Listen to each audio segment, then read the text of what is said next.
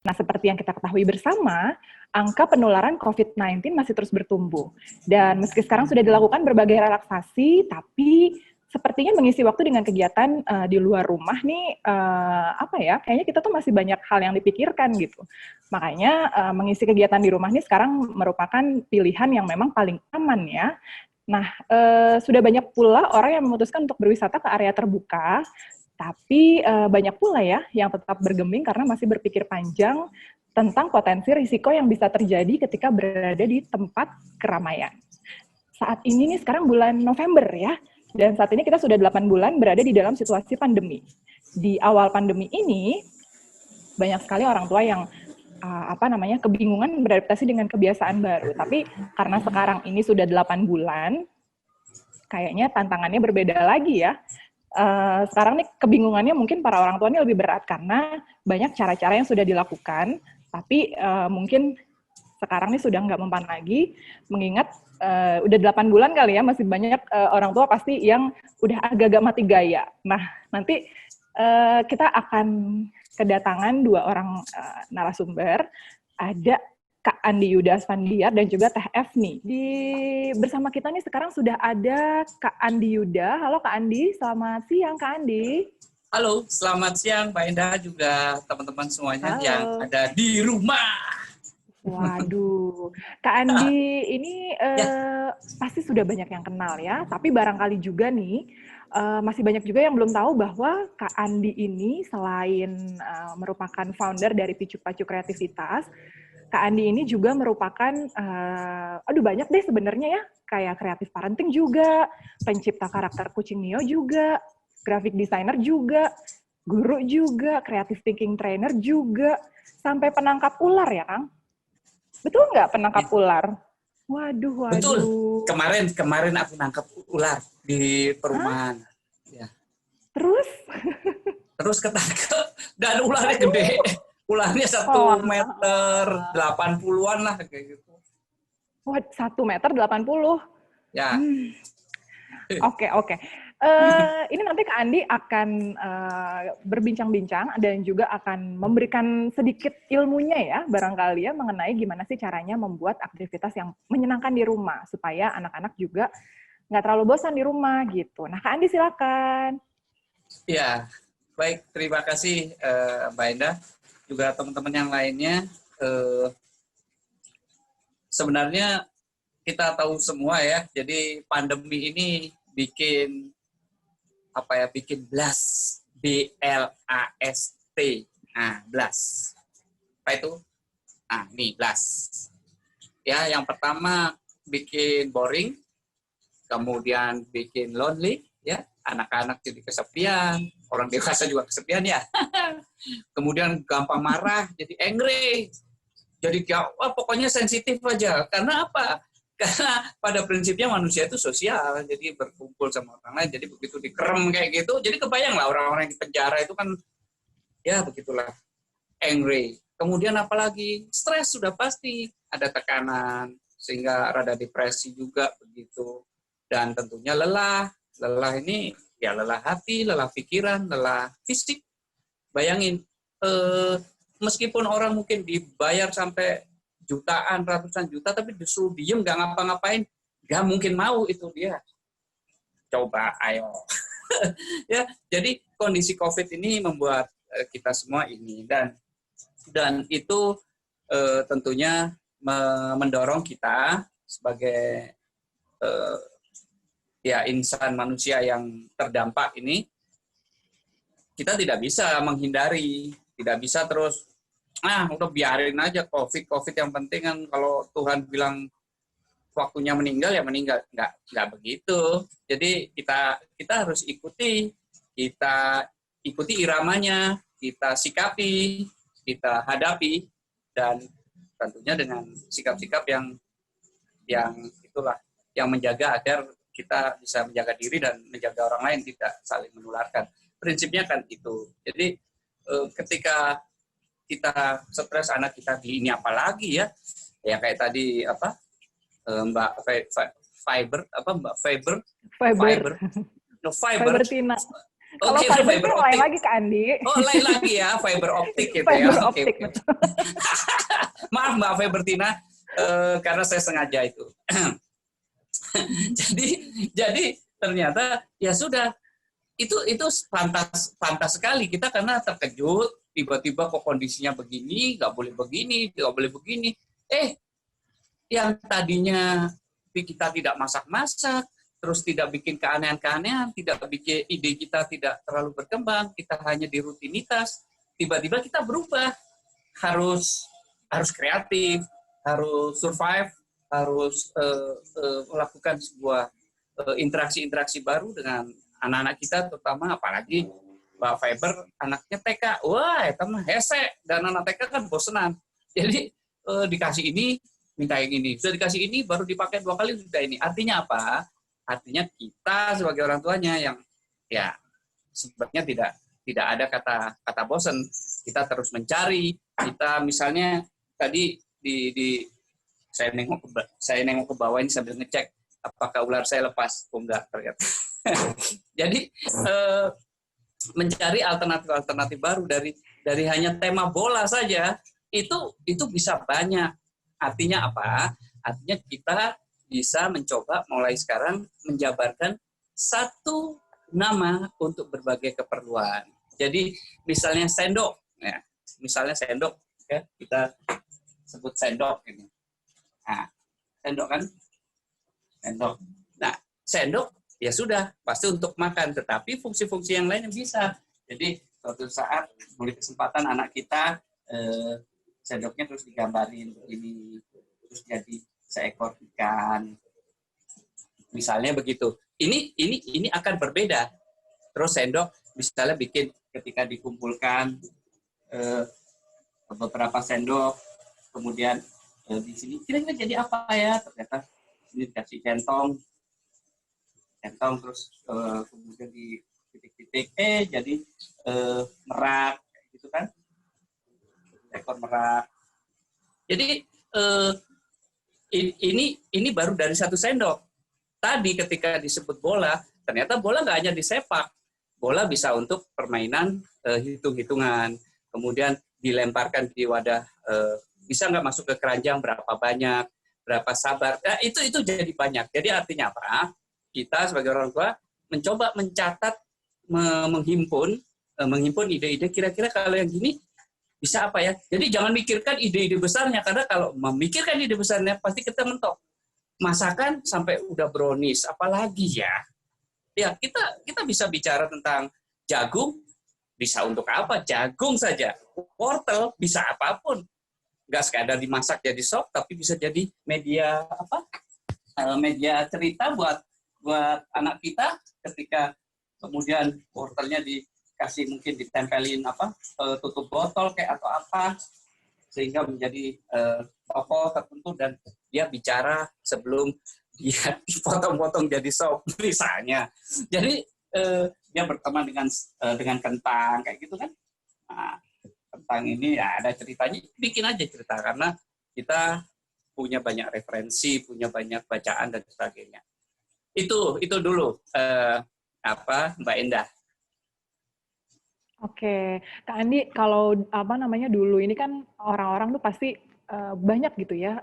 Ini nih kegiatan ini bisa di rumah, ini bisa di rumah. Nah, Ya. seperti tadi kata Kak Andi, lebih baik nggak usah mencari yang susah-susah deh, nggak usah memikirkan ide besarnya deh, karena kan pasti udah mentok sebagai sudah 8 bulan ya Kak Andi ya. Nah, Iya.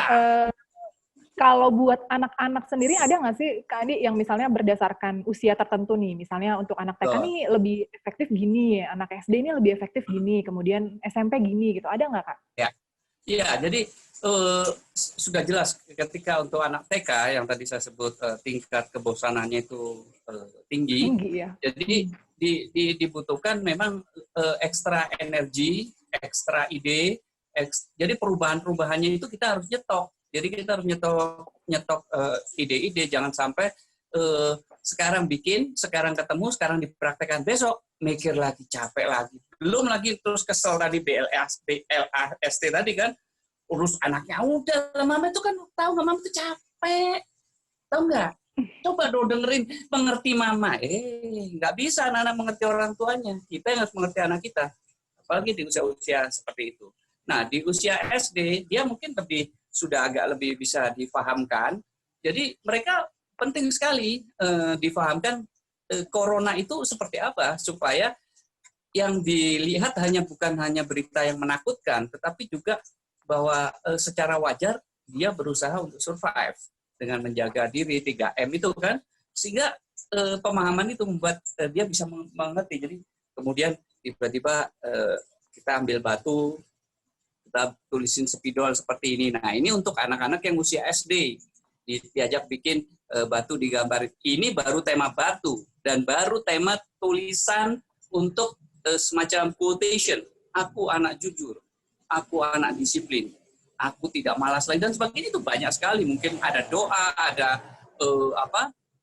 I love mommy dan sebagainya. Itu bisa dilakukan untuk anak-anak SD. Mereka juga senang sekali misalnya diajak bikin stiker sendiri. Jadi seperti ini stiker, kertas stiker kita bisa beli, kertas stiker yang polos, kosong, lembaran, dan kita bisa bikin, dan anak-anak berikan support itu. Mereka akan mengeksplor itu semuanya. Tetapi ketika ini khususnya anak-anak SD, ketika memang kita nggak ada ide, dia pegang gadget, ya sudah, dia akan gadget terus. Ini persoalan lain, karena seperti banyak ahli psikolog begitu, juga ahli-ahli pendidikan, dia mencoba untuk menyampaikan betapa pentingnya gadget, ya.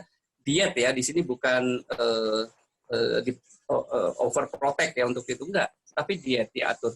Tapi yang terjadi di saat-saat kita meminta diet, sekarang harus tidak diet karena dia gunakan untuk daring, sekolah. Untuk ini, iya, untuk sekolah. Tetapi it's okay. Di situ justru sekarang lebih mudah mengontrolnya. Kenapa demikian? Karena kita bisa lihat anak kita sehari-hari, dia pegang apa yang dimainkan, apa yang diinikan, apa kesukaannya. Ya suatu saat bertukar ini. Tapi yang penting melatih mereka disiplin, mengatur waktu. Jadi misalnya dia main Minecraft atau game apa begitu, kita bisa tanya, tokoh di situ apa yang kamu paling suka? Ini kamu bisa bikin ceritanya loh. Dia akan menuliskan cerita dari Minecraft itu. Atau dari tokoh itu dia bikin gambarnya. Dia bikin gambar, misalnya coba bayangin. Misalnya Ina bikin tokoh yang ada di Minecraft itu hari ini dapat 3, sehari dapat 3. Coba kalau 3 hari dapat berapa? Nah, ini ditantang. Terus dia berhitung, wah kalau sehari 3 hari dapat 9 dong. Wah, keren. Nah, ketika sudah ngomong gitu, udah berapa? 9. Nah, 9 kamu bisa pameran di rumah. Nah, ini sebuah motivasi yang multiple efek ya. Jadi efeknya itu tinggi, tidak sekadar jangan begini karena begini akan begini. Itu apalagi anak-anak SD nggak suka dikasih nasihat. Ya, dinasihat itu paling nggak suka. Tapi kalau diberikan contoh, diajak, didukung, kemudian diberikan contoh, mama kemarin dapat hadiah kue. Dia kan, kuenya kamu habisin kan? Nah, ketika bawa kue seperti itu, nah setelah itu mama bikin ini, bekas kuenya dicat, di gambar plastiknya ini di belakangnya dicat, jadi lukis plastik begini. Nah, ini untuk anak SD, bahkan SMP juga bisa masuk. Padahal ini kan bekas wadah kue, tetapi kita bisa lakukan menjadi sebuah karya yang bagus, dan anak itu akan punya percaya diri bahwa di saat pandemi dia tetap bisa berkarya. Yang tadinya kalau dia tidak mendapatkan bimbingan, dorongan, atau pemicu dan pemacunya itu nggak ada, dalam hal ini orang tuanya, yang terjadi adalah tadi dia capek dan akan ke gadget lagi, dan tidur, bangun gitu lagi. Jadi rungsing. What the mean of rinsing? Ya, jadi gitulah, jadi males. Jadi anaknya nggak enak untuk mau bergerak ini. Kenapa? Karena seorang anak yang akan semangat di esok harinya itu karena tahu esok hari ada apa. Jadi apa? kita sebagai orang tuanya membiasakan dia punya rencana ide kreatifnya apa untuk besok. Ini di sini, kira-kira gini. Nah, kalau kamu capek, istirahat dulu. Ini ada, kamu kayaknya suka musik ya ini. Waduh, memang biola ayam ini lama nggak dipakai, misalnya. Jadi kan, kita bisa jadi nanti dengan sendirinya anak itu akan mulai melakukan dorongan bermainnya, dorongan bermusiknya, dorongan seni yang lainnya, seni gerak atau apa. Dan ketika itu ekspresinya muncul, kemudian diberi kesempatan untuk divideokan misalnya, ya sekarang orang ngomong YouTube, ngomong itu kan gampang sekali, atau vlog atau apa. Nah itu namanya ke sana. Jadi ini kesempatan baik di masa pandemi itu menjadi lebih produktif untuk di rumah. Karena apapun yang ada di rumah bisa menjadi media belajar. Media belajar. Ini saya selalu, mohon maaf kalau ada kata belajar, karena asosiasi atau asumsi atau persepsi kebanyakan masyarakat kita kalau sudah kata belajar itu berkaitan dengan akademis.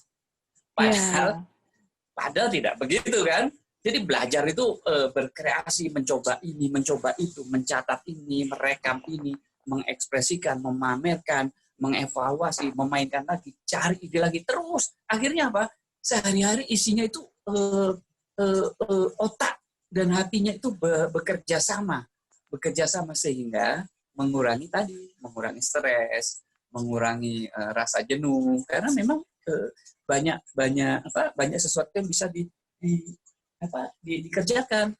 Ya, untuk anak-anak yang lebih dewasa tadi SMP, apakah storytelling itu hanya untuk anak TK? Enggak. Untuk anak TK mungkin diberi storytelling, diberi dongeng. Tapi untuk anak SD sudah bisa dia yang mendongeng. Untuk anak SMP bisa dilatih bagaimana presentasi yang baik dengan metode storytelling. Karena anak-anak sangat penting dilatih presentasi. Lihat aja sekarang aja mahasiswa suruh presentasi, bisa kamu. Susah sekali mereka menyampaikan ide-idenya secara sistematis, menyampaikan pendapatnya agar dimengerti. Nah, ini kan membutuhkan pengalaman-pengalaman. Nah, disinilah anak-anak kita ketika kita ajak ngobrol, kita beritahu, kamu sekarang SMP kelas 3 lagi, kelas 2. Wah, di usia-usia segini tuh kamu pasti punya keinginan baik. Ini diskusi-diskusi seperti itu. Kita bisa cerita tentang media-media presentasi besar yang ada di dunia seperti TEDx dan banyak sekali. Itu bisa diinfokan. Dan anak-anak seperti itu, oh ternyata ada ya media mengekspresikan ide dan sebagainya. Ini seperti nanti ini besok, bukan nanti ya, hari Sabtu besok saya menggerakkan ada 12 anak SD untuk presentasi seperti yang biasa dilakukan di Jepang sama 9 anak SMP. Itu nanti hari Sabtu dalam rangka Helar Fest. Jadi ini ide-ide yang berkaitan dengan apa yang tadi terjadi di rumah. Dan tentunya hal yang seperti itu tidak ada di sekolah, gitu loh.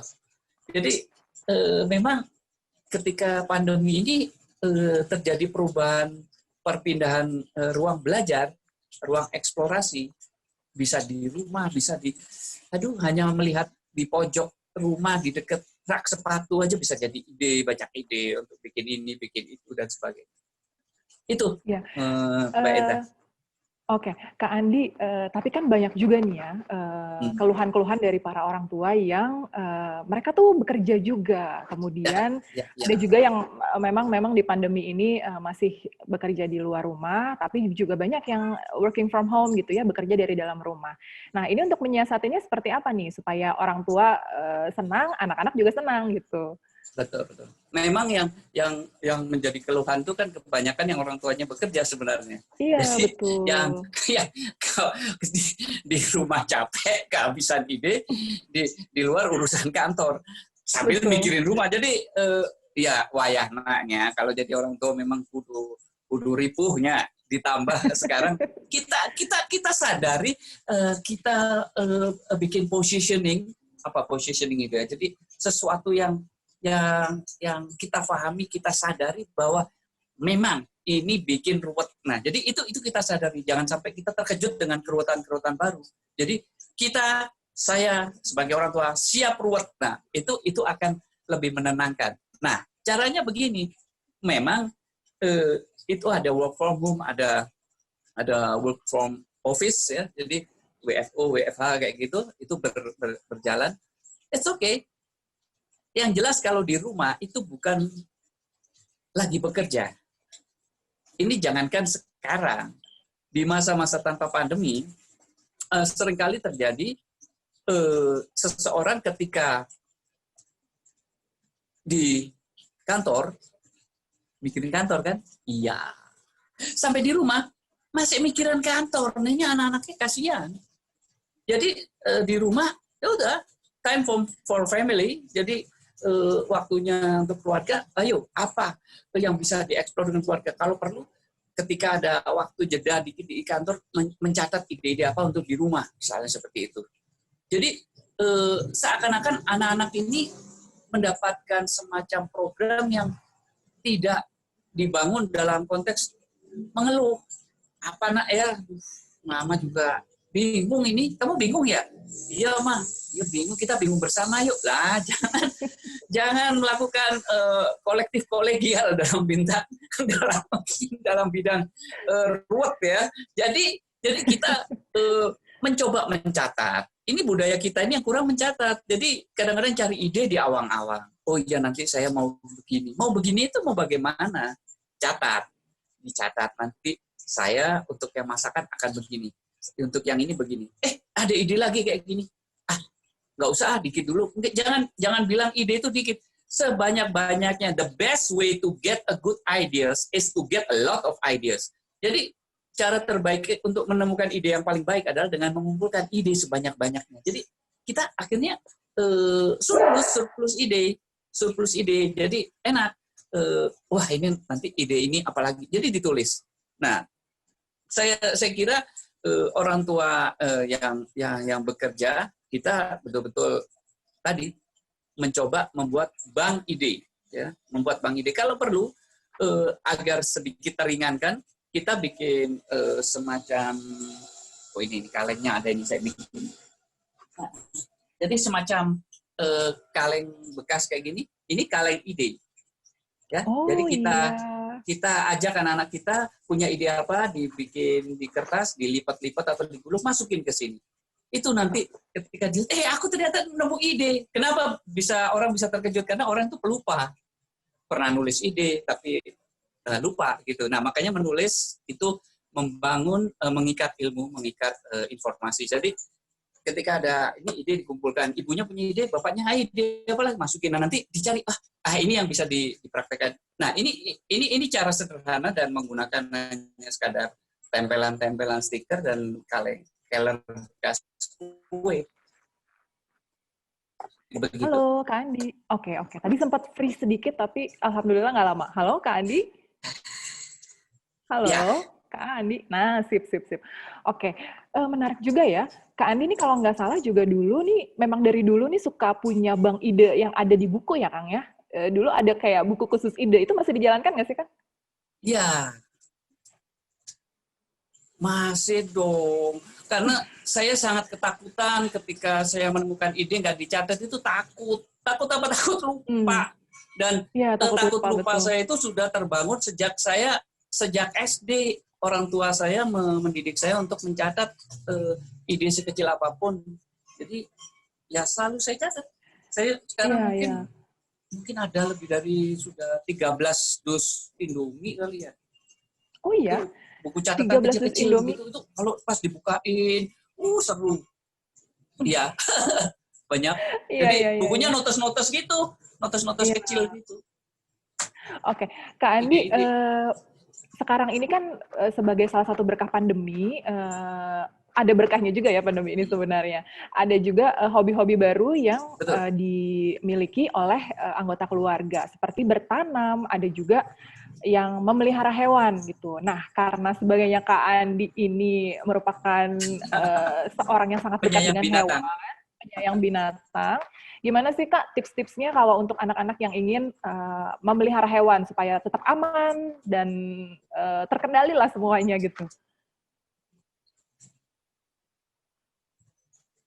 Ya, jadi itu sangat-sangat bermanfaat karena bukan sekadar entertainment untuk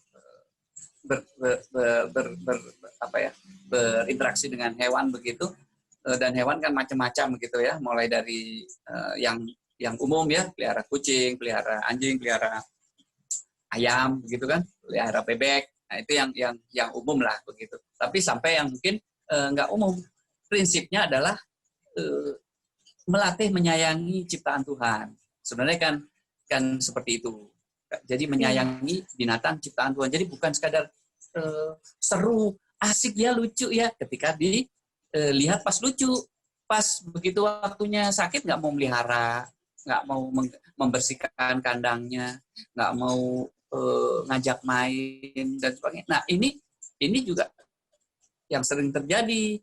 Jadi prinsipnya adalah tanggung jawab dengan apa yang dipeliharanya, supaya dia juga senang, binatangnya senang, tempatnya nyaman, kadang diajak main, dikasih makan sudah pasti, dimandikan, dijemur. Jadi hal-hal yang membuat anak sibuk, membuat anak-anak tanggung jawab, membuat anak sistematis dalam kesehariannya mengurus hewan itu akan asik. Dan tentunya hewan apa aja yang bisa dipelihara. Memang sebaiknya ketika awal-awal ya anak-anak bisa melihara binatang yang mudah dipelihara. Jangan terus tiba-tiba, Mama aku mau pelihara T-Rex. Wah, ini repot ya. Jadi binatangnya juga nggak ada begitu kan. Tetapi jangan salah, ada anak yang pengen, Mama aku pengen pelihara kodok. Mama aku pengen pelihara kalajengking. Mama aku pengen pelihara laba-laba. Mama aku banyak sampai ada, Mama aku pengen ngumpulin nyamuk.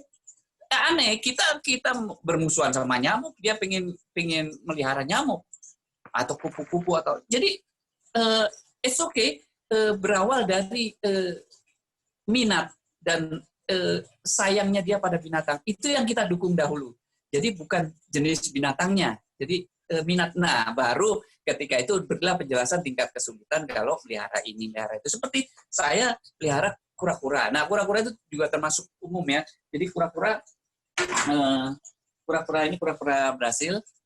Nah, seperti ini. Wow, oke. Nah, ini gede juga ya, Kak Andi? Iya, ini lumayan agak gede. Yang gedenya yang 60 cm ada 2. Itu jenis kura-kura emis. Nah, seperti ini kita bisa mempelajari kura-kura ini dari tidak sekadar makanannya. Nah, dia mulai kakinya narik-narik. Ini ada kukunya ya. Nah, kukunya sangat panjang dan cukup keras. Jadi kalau untuk anak-anak nggak hati-hati bisa luka. Nah, jadi dan ini juga menggigit kalau dia didekatin oleh jari, jadi harus hati-hati. Jadi prinsipnya tingkat kehati-hatian, kemudian kesabaran dalam memelihara, ini penting yang dibangun di anak-anak. Seringkali anak-anak kecil-kecil itu di yang saya bina di komunitas, Kandi aku mau ulang tahun, nanti aku minta hadiah ular ya. Hah? Ini persoalannya bukan di anaknya, nanti di orang tuanya ini. Jadi ketika anaknya ingin terus tapi orang tuanya juga setuju, nah baru diberitahu cara bagaimana cara memelihara ular, cara berinteraksi dengan ular, apa saja ular yang boleh dipelihara, mana yang nggak boleh, apa yang tidak boleh dikasih makannya, apa yang boleh dan sebagainya. Itu menjadi pengetahuan, menjadi sesuatu yang akan menarik buat anak-anak. Jadi mereka bertanggung jawab dengan binatang peliharanya, ditambah nanti bisa mencari informasi tentang misalnya pelihara kura-kura. Kura-kura Brasil, jenisnya macam-macam ini. Bisa lihat di YouTube. Jadi memperkuat itu membuat makin nyaman. Juga termasuk ketika kita pelihara ular misalnya seperti ini ya. Nah, ini salah satu ya dari puluhan ular saya. Jadi ini ular piton. Kita bisa membuat anak bikin gambar binatang kesayangannya menjadi tokoh kartun, menjadi sebuah cerita komik atau wordless picture book yang ada ceritanya. Itu itu menarik.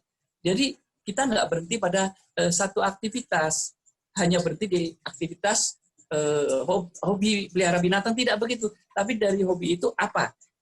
Dampak ikutannya apa? Misalnya bisa jadi cerita buku, jadi apa, bikin vlog dan sebagainya. Itu asiknya seperti itu. Nah, ini ularnya. Oke. Waduh. Banyak banget Kak Andi di rumahnya koleksi hewan pastinya ya. Iya, Oke, ada musang, macam-macam. musang juga. Oke, terima Ya, kasih Kak Andi atas uraiannya barusan ya, ya. Kalau saya bisa menyimpulkan dari apa yang tadi disampaikan Kak Andi, ini ada banyak juga poin-poin yang menarik nih. Salah satunya adalah sebagai orang tua nih nggak boleh ada kata bosan ya, karena ya, memang kita harus terus mencari alternatif kegiatan itu seperti apa. Dan kalau bisa tuh jangan memikirkan ide besarnya, tapi bagaimana bisa memulai dari sesuatu yang sederhana. Nah, sebelum kita ke penutup, barangkali saya tawarkan kepada Teh Febertina, barangkali tadi setelah menyimak pembicaraan Kak Andi dan juga Teh Efni, ada yang ingin ditanyakan, Teh? Iya, ada ya. Saya mau nanya sama Kak Andi. Silakan, Teh. Kak Andi ini kan tadi bilang harus nyetok ide untuk supaya nggak dadakan dan jadinya bingung sendiri gitu ya. Tapi gimana kalau misalkan ibunya kan juga bekerja di rumah. Tadi Kak Andi sih bilang katanya di rumah nggak boleh mikir kerja ya, tapi mau gimana sekarang kondisinya di rumah juga kita kerja gitu. Nah, apakah itu harus dijadwal ya? Misalkan waktu kreativitas kita adalah jam 3 sampai jam 5 sore saat semua kerjaan udah beres atau gimana gitu. Apakah harus dijadwal begitu terus setiap hari atau melihat waktu kosongnya anak-anak langsung kita membuat kreativitas bersama gitu. Oke, silakan Kak Andi barangkali bisa menjawab pertanyaan Teh Feber tadi. Iya. Oke. Ya, terima kasih Mbak Febertina. Jadi learning is most effective when it's fun. Ya, jadi belajar itu ya belajar apapun itu akan efektif ketika memang menyenangkan, apa yang dipelajari menyenangkan, sesuatu yang menyenangkan. Dan apakah itu harus dijadwal? Dengan kondisi yang seperti sekarang ini, kita yang perlu kita jadwal itu adalah produktivitas jadwal kita menghasilkan atau mengumpulkan ide-ide. Jadi untuk praktek ke putra-putri kita, ke anak-anak kita, ya nggak harus ketat, pakai jadwal kreatif nanti jam segini. Emangnya kreativitas itu ada jadwalnya? Nggak ada, karena ide, stimulasi dari lingkungan, dari apa yang dia lihat, dengar, dan sebagainya, itu bisa muncul sekonyong-konyong, tiba-tiba. Nah, fungsi kita adalah menangkap ide-ide itu, apakah pakai kamera, apakah misalnya tiba-tiba anak itu menemukan, anak kita yang TK misalnya menemukan ada semut berkerumun, langsung, mama, ini semutnya pada rame berkerumun. Nah, di saat itu jangan terus kita, aduh semut ini banyak nih pasti ngerepotin. Udah ada cari obat serangga. Nah, ini kan pembunuhan. Jadi semut nggak ngapa-ngapain, nggak ganggu kita, harus dibasmi. Justru itu menjadi ide, menjadi wah keren ya, itu lagi rapat kali ya. Dan di situ ada diskusi. Mungkin mereka membicarakan sesuatu, pasti punya rencana itu. Atau mungkin itu kafe semut kali ya.